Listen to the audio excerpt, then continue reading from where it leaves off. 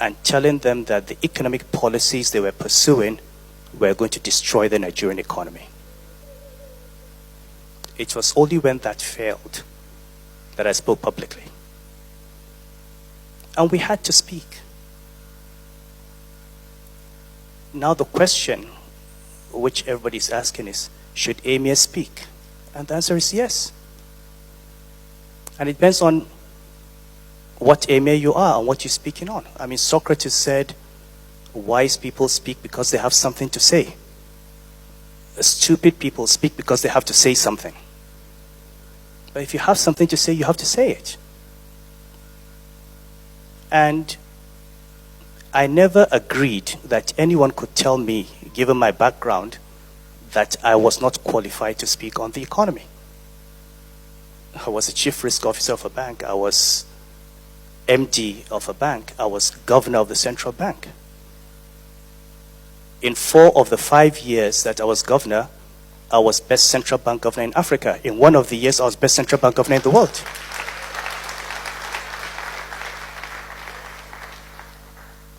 And I say, if we all go into public service and we have a record, we should be proud to point to that record. And I'm ready. Anybody can look at what was the rate of inflation under me, what was the exchange rate, what did I do with the payment systems, what did I do with the banks.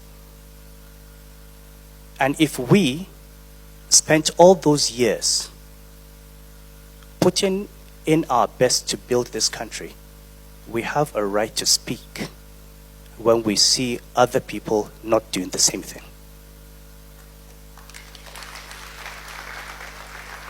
If every president, every governor, every minister, every commissioner took his job seriously, this country would not be where it was.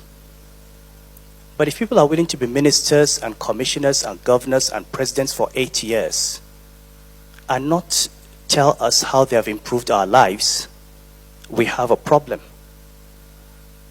And we have to tell them that that is not why they were put in office. So we do have challenges. My own position was no position would stop me from expressing my views. Market forces will continue to apply. What I see here is confusion. Shonobi, the CBN person, came yesterday, or was it the other day? He said, the president is concerned.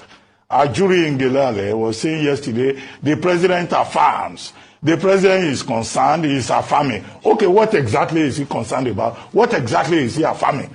What is he saying, Gone? As you will say. No, what is he saying? There should be clarity in terms of how they are approaching this particular matter. And then Ajuri yesterday was giving us examples of fuel price in Cote d'Ivoire, in Mali, in Senegal, in in Guinea. These are not oil-producing countries. So this comparison of the price of the pump price of fuel in Nigeria to the pump price to the cost of a Coca-Cola drink in Seychelles and Mauritius, no, it's a very dubious way of approaching the issue. Nigerians are saying, we are an oil-producing country, and that's the position of NLC. Why are we not producing and refining oil here? Why are we even importing the same thing that God has given us? They say Dangote magic will solve the problem. Now, the Dangote magic has not yet happened. And if you talk to the Dangote refinery people, they will tell you they have their own challenges. So market forces, market forces. I've been quoting Joseph Stiglitz on this. You know, people just take textbook knowledge, they run with it. But the textbook knowledge that they don't even understand, that they have not gone to school for, the relevant books they have not even read. When they meet with all these IMF, World Bank, WTO people, they are the weakest link in the room because they don't have the knowledge. And then they come here. Okay, what we are being told now is that since May 29 to date, Nigerians have been punished for policy, wrong articulation of policy. And which is why in some of the reports I have read, Johnson Chukwu was saying, yes.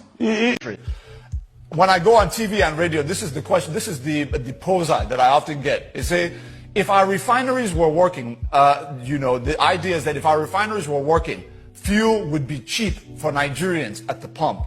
Let me take this opportunity for all those watching, and please spread the word, that is a myth. It does not happen anywhere in the world. Even if we had the most refineries producing the most PMS in the world, you would find that the most prolific PMS producers with their refineries, if you go to and see what they're charging at the pump, you will find that it's no different from those countries that don't have refineries. I'm not saying that we should not have refineries. There are benefits to having refineries working, which is why our Port Harcourt refinery is coming on stream December 2023, at the end of this year, phase 1, and then the final phase 2 at the end of 2024.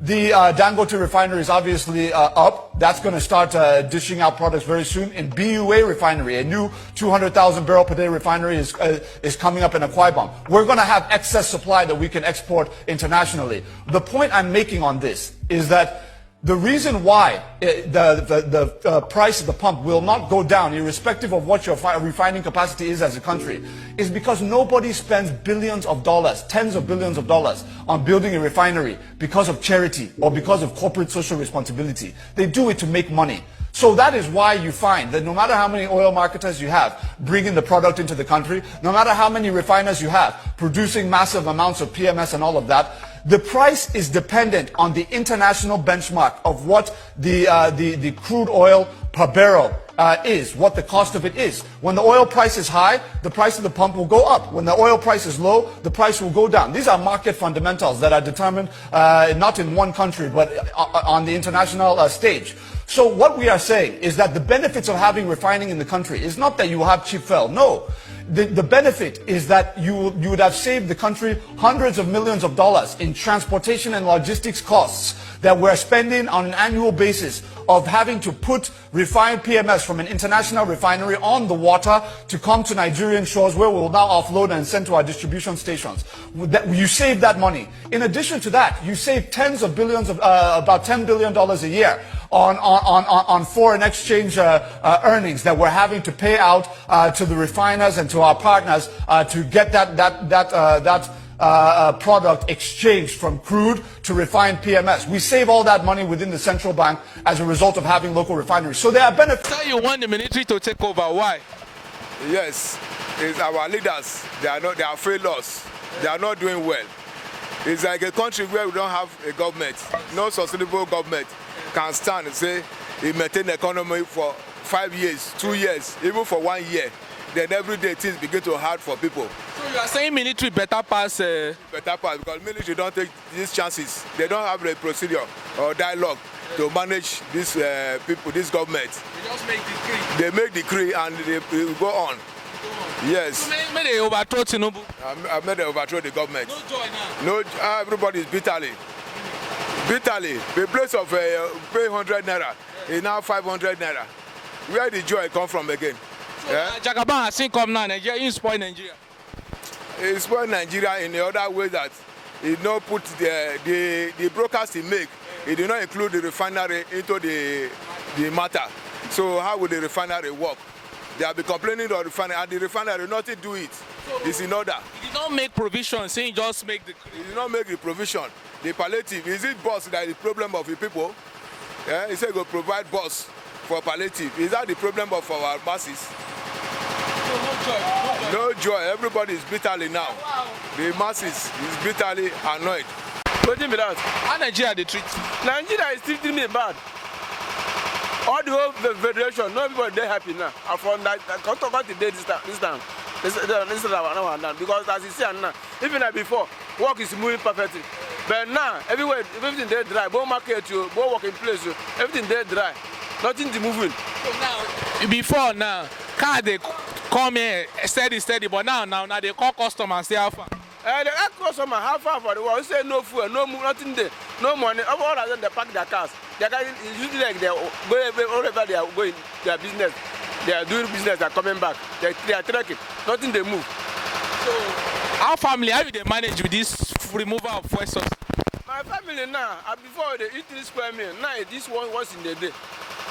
No joy. No joy. So since Jagaban enter now, things don't spoil. Now we say Jagaba enters. As he enter, now they was more than before. But before I can eat two square meals, but now one. What's in the talk now? We want people are saying military should come and take over. You support them? They should now. Military don't enter before. This move, but that time the olden days. But I don't know military enter now. Or then go enter because any person enter for that seat, make him do something in a good way. All these poor people can benefit it. That is the thing. So now fuel be the main issue where Nigeria they pass through right now. When fuel don't go high, cost of things go high. Even like before, if fuel now come down now, it is 150 or 200 naira per liter. Both food items, everything is come down. Then this is dollars come down to. Dollar now reach 950 now. Things don't cost well. That is thing, but this is dollars. To me, dollars they cost before, but it's just moving perfectly. So, Jagaba don't know what thing they do. let me say Jagaba because I never reach how many most enter for the seat. I don't know where he enter. Now he go there was, but now nothing they move. You know, sir, I see enter when he talk one like this, say fuel subsidy is gone. A lot of things change. You believe say if he talk one again, things go better. Well, if he talk, do the thing where he talk. People go benefit it. Because now poor people now they suffer it. Suffer too much. Now poor people now they suffer all these things now. Even now, me I can trade for my trade they come this work now. Trade going back. Yes, I park my car. Nothing moving. For me, go my train is 300 now, 250. No joy for them. No joy for Nigeria now. Thank you, sir. God bless you.